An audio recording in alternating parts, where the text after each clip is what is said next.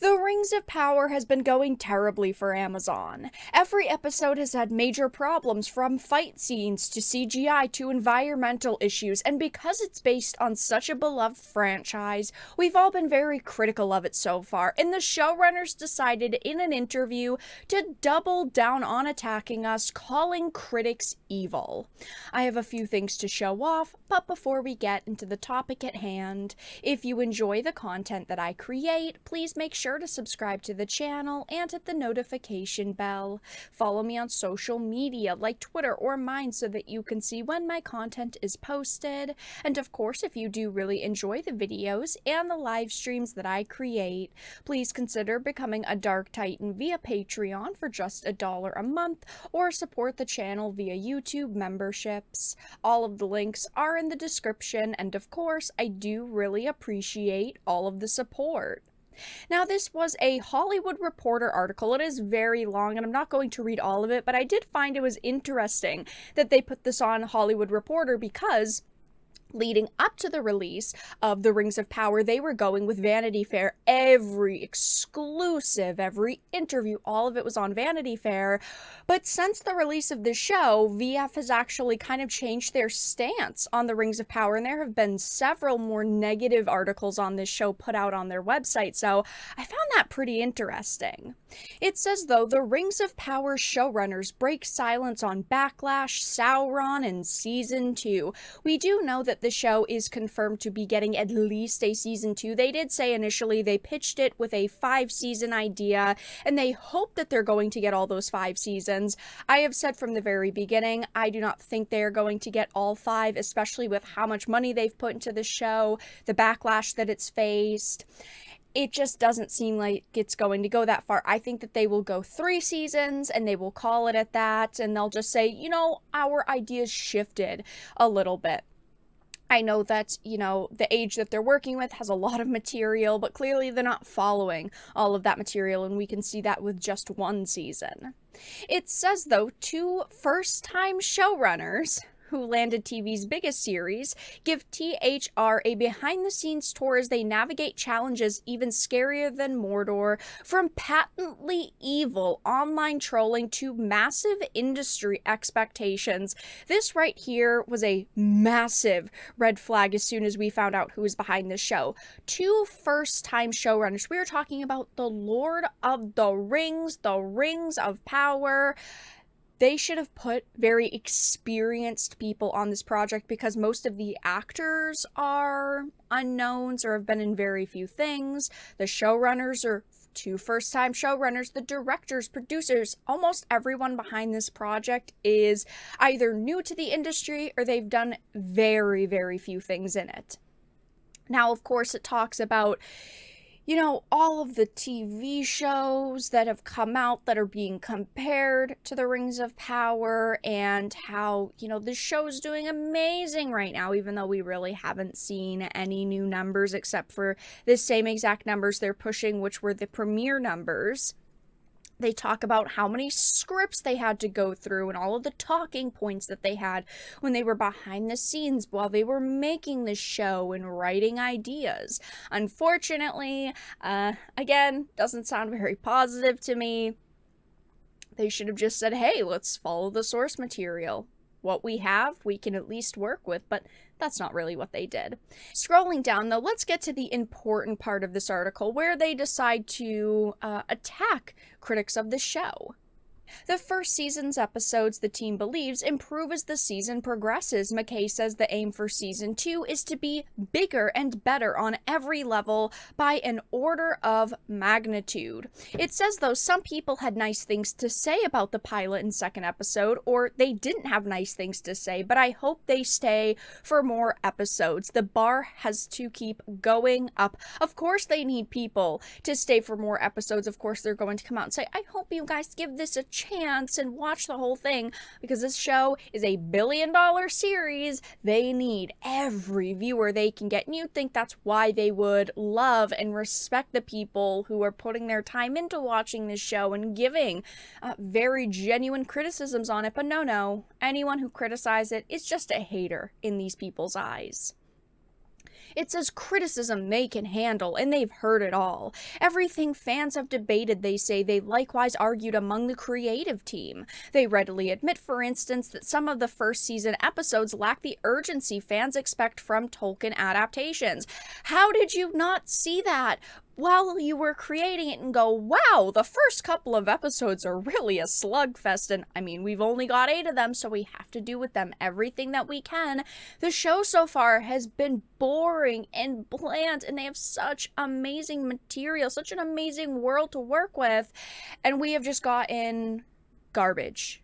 It says there are things that didn't work as well in season 1 that might have worked in a smaller show. It has to be about good and evil and the fate of the world, or it doesn't have that epic feeling you want when you're in Tolkien. Which doesn't mean the show won't continue to embrace small moments. They point out that in Return of the King, Sam sees a star through the clouds, and they say all the evil they're facing is but a passing shadow, and there's beauty above it that they can never reach. Of course, just going back to referencing Jackson's films and, the amazing moments in that trilogy, and between all of the movies, actually, that he created, that people love and adore and will cherish forever, because they could only wish that people would love the Rings of Power. Payne even goes on to say that anyone who is criticizing this show, anyone who doesn't see what they're doing with this show and the direction they're going in, is patently evil, which of course is just absurd. Obviously, it is incredibly important that this be successful, but this is a company that takes giant swings all the time, and they're not afraid of risk. Yet Amazon has long known that they were in for a rather bumpy series takeoff. They saw Tolkien fans slamming the Rings of Power online before a frame had been released. We all saw it coming. There were no surprises. Having insight into our global audience, we have an insight into the darker sides of how people can manipulate reviews and have other points of view that we wouldn't support. Of course, instantly going into, we appreciate our global audience, but, there's darker sides to how people can manipulate reviews. You guys are the only ones manipulating reviews. Amazon is the only company manipulating reviews. Of course, they own IMDb. The IMDb scores were manipulated on the actual Rings of Power Amazon Prime Video webpage. You didn't allow reviews to go up for like a week because you were afraid of the backlash. The only people manipulating reviews here are you guys. If you go on over to Rotten Tomatoes, anybody can leave scores right now. Anyone. People leaving negative scores, but also positive scores, yet the people to leave positive scores have clearly not shown up, because it is currently sitting at a 38% average audience score. That is absolutely terrible. But again, the people who love this show could have showed up to review it, but nobody is doing that. Scrolling down, so the streamer announced it was switching off reviews for the show on its platform for the first 72 hours, which of course didn't happen, and they kept them off for an additional 5 days. The company continued to monitor reviews. Some vanished so fast, it's like they were wearing the One Ring. Amazon claims that there's been a coordinated effort to attack the show for daring to diversify Tolkien with strong female characters and people of color. The problem that we have is the fact that there already were stronger female characters. What you did is you took those characters and you twisted them around, you tore them apart little piece by little piece, you dissected them, and then you created new characters. Okay, you erased characters, you changed characters, and it's absurd, and that is what people hate about it, like Galadriel. Everybody loves Galadriel except for the Rings of Power version. Clearly, your version is the problem, not the character itself. Diversifying. Okay, there has been a lot of criticism around these characters. A lot of them are new characters. That's what people really don't like. The new characters. People want established characters that they can go, oh my god, I know this character. I know who they turn into. I know what they end up doing because it's in the books, the source material, because I know these characters because they already exist. But of course, they're not viewing it that way. They're just viewing it as, oh, only ists don't like this show. Only ists are review bombing this show, which isn't true. Again, people could show up and leave super positive audience scores, but they're not.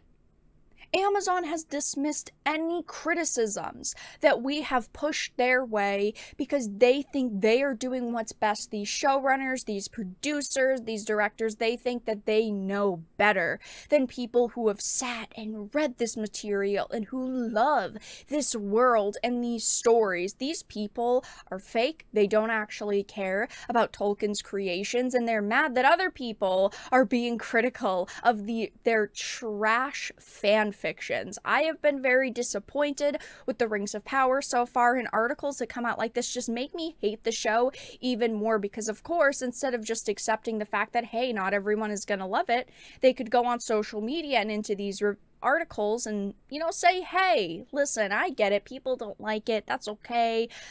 You're allowed to disagree with the choices that we made. That would be great if they could just accept that people do not like the show, but no, instead they decided to double and triple down saying, oh, only ists hate the show, and you guys are just evil for disliking it. But that's all that I really had to discuss in this video. Let everyone know your thoughts in the comment section down below. If you enjoyed it, please make sure to give it a like, share it, and subscribe to the channel. And of course, if you didn't, make sure to give it a dislike. I appreciate your support either way, but I will talk to you all again in the next video really soon.